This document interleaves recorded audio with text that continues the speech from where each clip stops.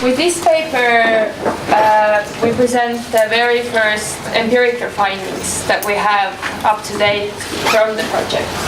So I'm not going to spend a lot of time on the theoretical expectations because they build upon Laura's paper presented earlier this morning, and rather focus really on the empirical results that we have thus far.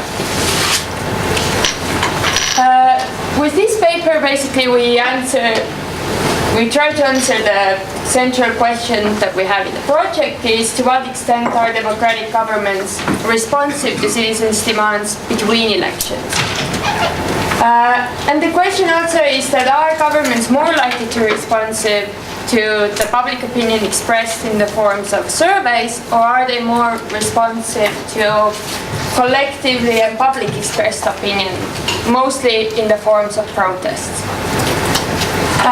And what we also look at is what happens when both forms of public opinion contradict each other, that the public in general wants one thing and the protesters want something different from the government. The results are very preliminary and descriptive at the moment, but and the first case we look at is the nuclear energy policy after the Fukushima nuclear meltdown back in March 2011. So to see what happened after that.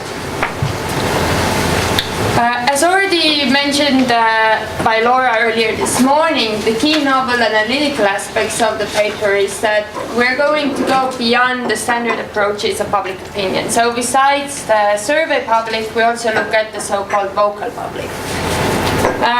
And because of that, we also use different sources to measure the public opinion. So we use, on one hand, survey reports, but on the other hand, also all the public debate happening and the protests taking place. And then we also look a little bit, we refine our understanding of responsiveness primarily by looking actually government responsiveness between elections rather than during elections. So, when will governments be responsive to the public opinion? These are now our empirical expectations related to the Fukushima case. Mostly we expect that if there is absence of protest after this kind of external shock happening, like the Fukushima nuclear accident, there's little incentive for government responsiveness. We think that if there is substantial protest happening and it's also consistent with the median voters' opinion on the issue, then responsiveness is probably quite likely to happen.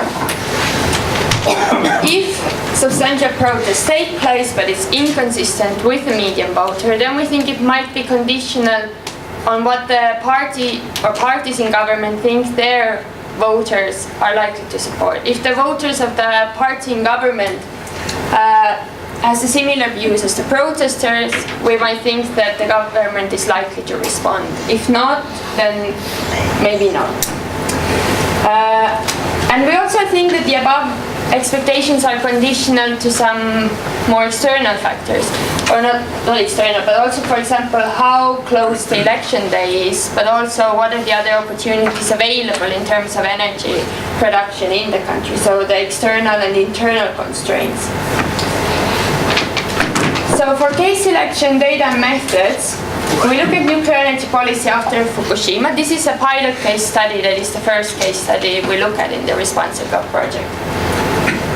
Eventually we will have data on 12-13 cases, because we're still finding if Australia is a case or not. We have finished the data collection in most cases. The US is the only incomplete case at the moment. And the cases we include are only Western democracies in which have nuclear energy, or they're actively debating at the time of Fukushima accident whether they want to have nuclear energy.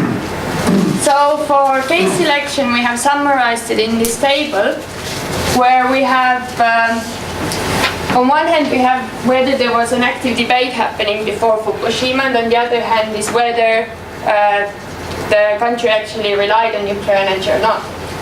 So we have Italy is the case that for sure was debating very actively having nuclear energy, but actually didn't have it by themselves.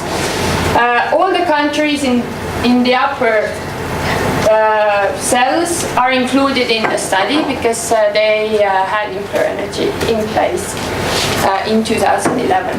The Western democracies in the fourth cell are not included in this study.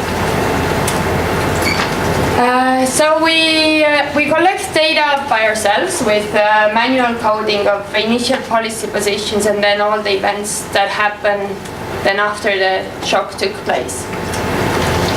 We use different sources. We use primarily rely on national press agencies' newswires. We also look at survey reports, parliamentary questions, parliamentary debates, legislative databases for any law amendments or motions. We also look at 2 newspaper editorials from 2 project newspapers for each country. In the Belgian case, a bit more because there are kind of 2 different media systems. In the case of unit of coding and analysis is an event. So an event can be a claim, a statement made by any kind of political or non-political actor. An event can be an action, for example, a protest taking place. Event can be a meeting, a parliamentary debate, for example. So we have a series of different types of events. And for each event, we code up to 3 actors that are then present in these events. We're still collecting the data, and we can thus only partially address the research question and the hypothesis. We have mostly data complete for Belgium, where we're just missing 1 newspaper editorial. So Canada, Switzerland, Germany, Spain, Finland, we're also only missing newspaper editorials. France, Italy, the Netherlands, and Sweden and UK, we have everything. For US, we only have a limited time period at the moment. So with all this in mind, this first graph basically, I don't know how much you can see from the distance, it shows the evolution of public debate around nuclear energy right after Fukushima. So here we have time, and what we see is this is the number of kind of events happening per country. We have a lot happening in Italy and in Germany, also in France, and to a bit lesser extent in Spain. Right in the beginning, when after the Fukushima accident happened. Soon after, the number of events drops dramatically in all cases. There are other countries where very little was happening from the first place, like Finland, UK, Belgium, Canada, Sweden, the Netherlands, where there was really very little public debate going on after the Fukushima accident. And we also have, it's better to look at this table in the paper version that we circulated. But the types of events also so we have different types of events. We have elections, protests, meetings, surveys, verbal statements, and political decisions. And the main difference between countries is also that the countries where most things were happening, most events were happening, like Italy, France, Germany, but also Switzerland, there are also all kinds of different types of events happening. It's not just a full number, it's the range of events happening. While in other countries, it's really much fewer things happening, for example, in Finland and Belgium, but also in Canada. And again, for example, in Italy, in the first week, we counted over 230 events. And in Germany, 244 events in the first week. So there was really a lot of action right first week after Fukushima. If we look at the positions pro and anti-governments, keeping in mind that most governments in the beginning of the juncture had pro-nuclear positions. Only exceptions to that, I think, were Belgium and Spain. And we see that in Spain, in a sense, in the beginning of the juncture, it was really the pro and anti-government events are kind of all the time happening.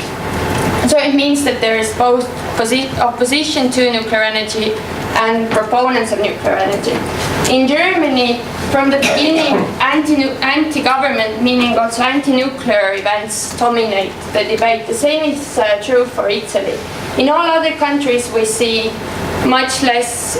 Switzerland is another example where there are more anti-nuclear and anti-government events happening. In other countries, it's much more unclear how the public in public debate is kind of the tone of the public debate.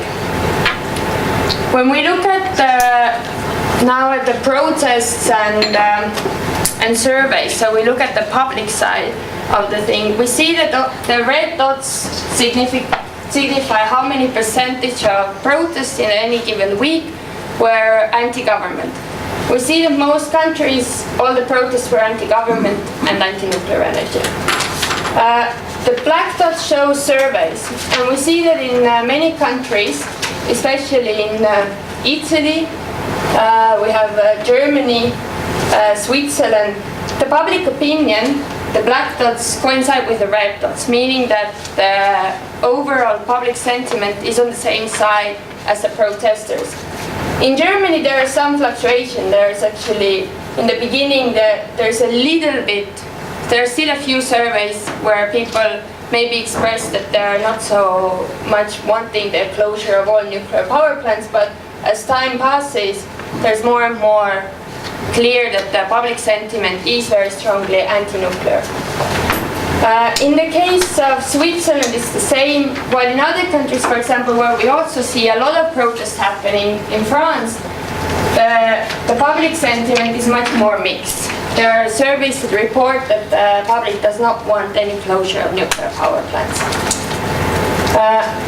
Keeping that in mind, we reached to some preliminary conclusions.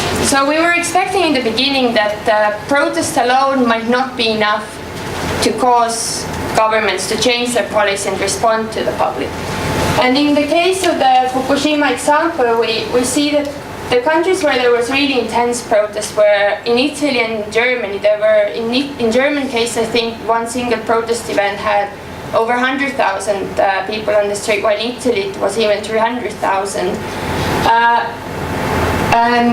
We see that also in this case the median voters' views were also consistent with the vocal voter, and in all three cases there was substantial policy responsiveness. In Italian case there was also in a way less external constraints because they didn't yet have any nuclear power plants in place. However, this is not true for Germany and Switzerland. In all cases, there were local elections or proximity elections happening, so that might have also helped for the responsiveness of the governments. We have some moderate protests happening in Finland, Spain, and France.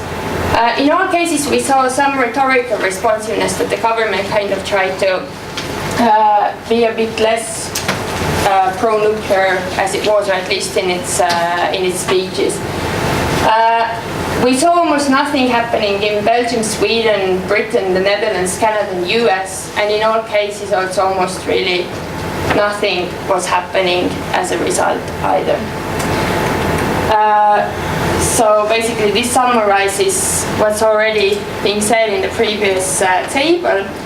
These are very preliminary results, and the rest of the cases we also need to finalize the US coding, and we need to do some analysis further than the descriptive ones. You can see all the papers and data on our website, and that's it. Thank you very much.